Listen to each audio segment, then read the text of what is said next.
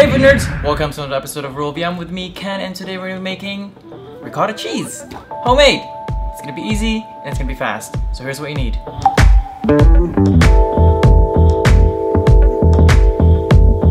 So let's get started. Let's go over to the pot. We're going to set it into medium-high. We're going to add our milk. I'm using whole milk. You could use skim milk. Also gonna add a half a cup of heavy cream to it. You could use skim milk, but the curds are not gonna be that big. And whole milk produces the best curds. Pasteurized milk, you can use it as well, but it will take longer for it to actually like form. And by all means avoid the ultra pasteurized milks, because the ultra high temperature pasteurized milks, because that will never work. So right now we're just gonna let this stir for a little bit. We're gonna add our salt to it. We're basically waiting for it to like froth up and bubble. Basically to a boil. And you just have to stir it occasionally so that it doesn't scorch at the bottom. So now that our milk is basically boiling, it's getting all frothy and bubbly, we're gonna add our vinegar. And it will turn into curds. Like immediately you'll see it curdling. I'm gonna lower our heat. See the whey and the curds are separating. See that? See those curds?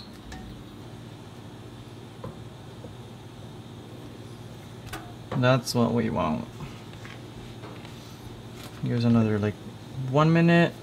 And we should turn off the heat. Just letting some more water evaporate. Alright, now we're gonna transfer it. I just have this strainer and I lined it with some cheesecloth. And we're gonna pour our mixture in it. And we're basically just gonna let it drain. And as you let it drain longer, it will get firmer and firmer because all the water is gonna be separating, or the whey is gonna be separating. So we'll come back to this in like probably 40 minutes. So, it's been actually about an hour since we've been draining. The longer you drain it, the firmer it gets, and I guess the better texture it would be. So, here it is. It's ricotta cheese.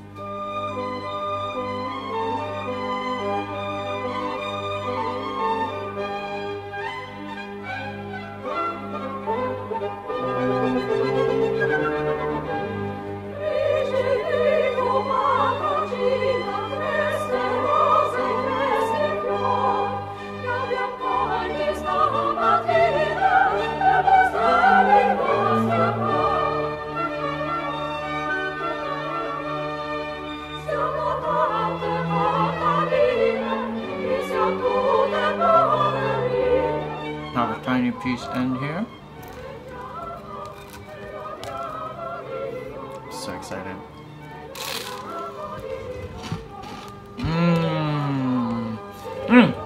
It's missing one big thing.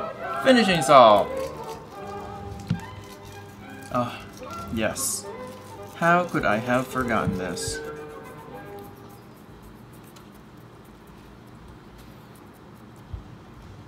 And there we go. It tastes 10 times better. Oh my god. I guess everything just tastes better homemade. I love it. It's like lemony and tangy, but also like really creamy. Oh, it's so good. It's really beautiful actually. It's really simple, but it's really good. So, yeah. Oh, since you're here, I'll show you the comparison to, I made this one with white vinegar. This one I made with lemon juice. Can you see the difference? This one, the curds are really tiny, versus this one, the curds are more consistent. So, though the flavor of this is like lemony, you can still get the same, product by just squeezing lemon afterwards. So, better curds, better flavor.